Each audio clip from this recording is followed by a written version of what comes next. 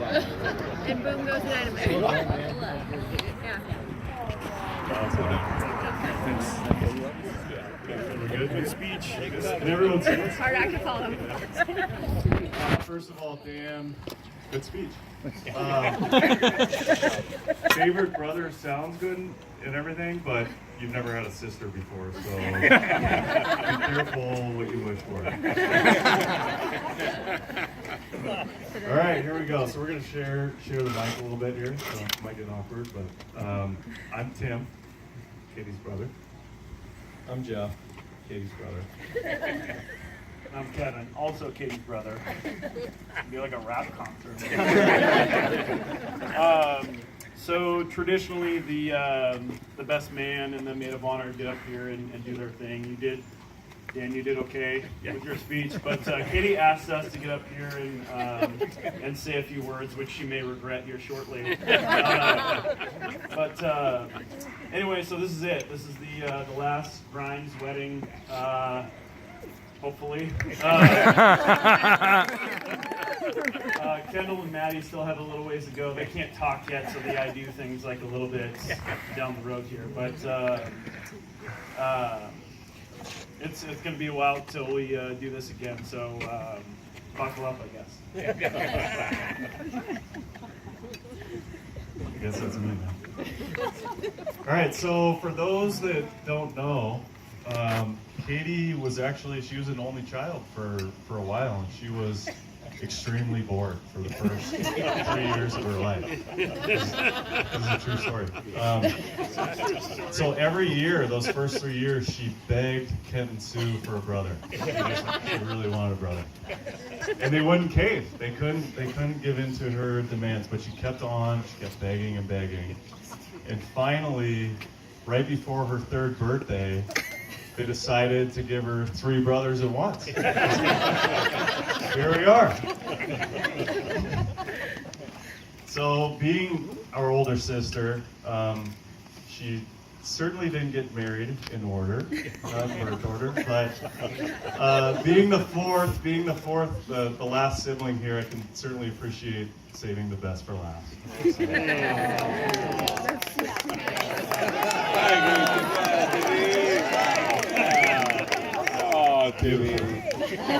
So each of us has already had the pleasure of roasting each other at other weddings, and you guys can take a look on YouTube. We've got over 50 views after doing it again, so that will probably be going viral shortly, and this one might be doing the same. So we're excited about that. But this is the first time that the 3 of us have been on stage sharing mic, doing a speech for Katie. So it might be a little bit different this time, but we're not sure. But we also understand that we have to be a little more delicate than Tim and I were with Kevin and for the rest of the weddings. And we're not supposed to mention a couple things, including past boyfriends. However, we also know that Katie can be a little bit challenging from time to time, and Josh has definitely hung in there, so good job. So we wanted to recognize some of Josh's inferior predecessors.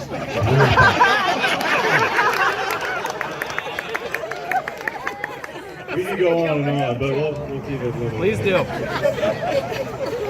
Here was the professional baseball player. Swing and a miss. Then there was the brewmaster. He's still drinking his sorrows away. And then we had the MMA fighter. And I think he stuck around the longest, but eventually he knocked his ass out. And then there was Josh.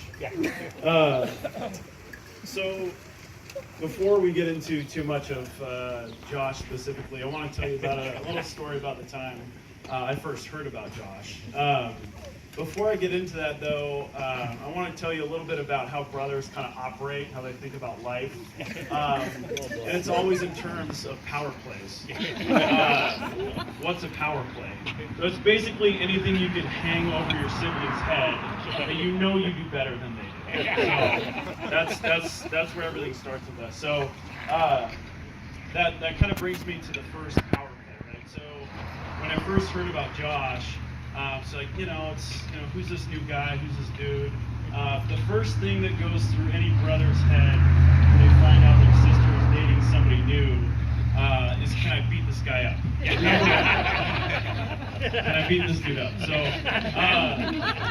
as I'm hearing about Josh, one of the first things that comes up is this guy was an Army Ranger. So, I have mixed emotions. First of all, I'm like, yeah, I'm stoked. Like, this guy's a badass. Like, any military dude is good in my book. But then shortly after, it's like, damn it, like, I can't kick this guy's ass. So, that was power play number one. These guys are going to talk about the other power play.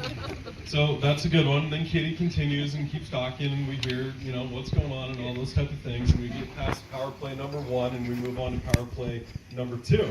And we're like, okay, so what does this guy do for work? What's his job? What's he doing? Right? And so Katie starts explaining. He's like, yeah, he's in medical school, and he's going to be a doctor, and he's going to have these fancy titles and all these type of things. And we're like, okay. Well, I don't know if you know what I do professionally. You guys can speak for yourselves. But I'm basically a glorified telemarketer. So, straight two for me. Awesome.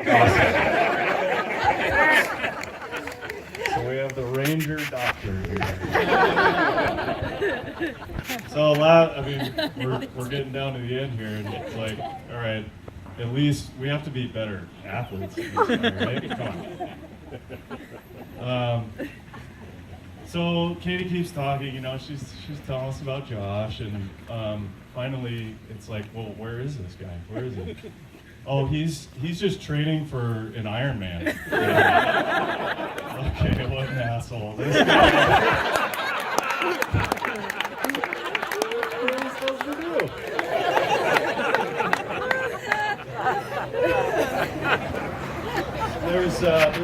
There's one more power play. This is probably the most important power play. So, as a brother, you want to protect your sister, right?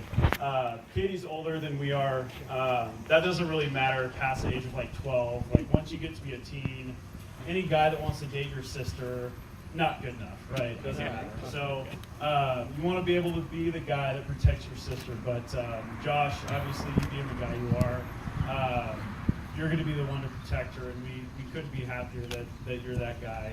And it's okay to lose that power play to you, so that's fine. So.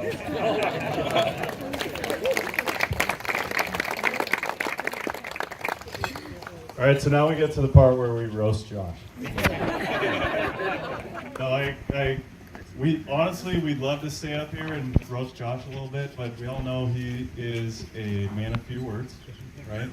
And so we don't have enough material to go on. What we're going to do instead, to honor Josh's quiet presence, we're just going to have a moment of silence. So seriously, can everybody just quiet for a second? We'll wait.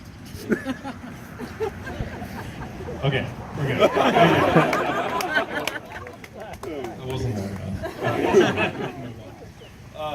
So in all seriousness, Josh has obviously accomplished a lot in life, but of all the challenges that you have conquered, Katie has probably been the most difficult. Right? So I'm not sure how you did it, but we do know that you make her really happy, and for that makes us very happy. So that's very cool. But over the past couple of years, we've noticed some of Katie's Josh-inspired improvements, we'll call it.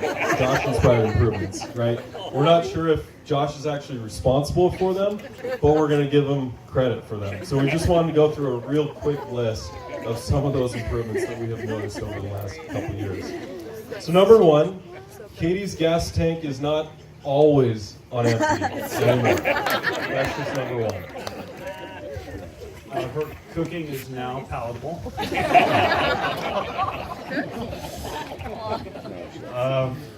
And she's no longer late for everything. Just something.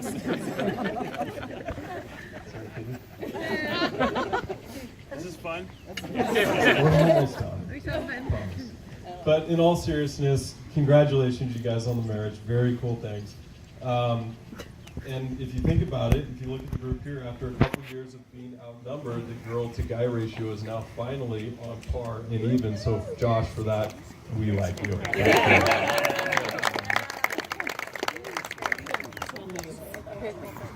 Katie, we love you very much. We're extremely happy that you found Josh. And we're very proud to be your brothers.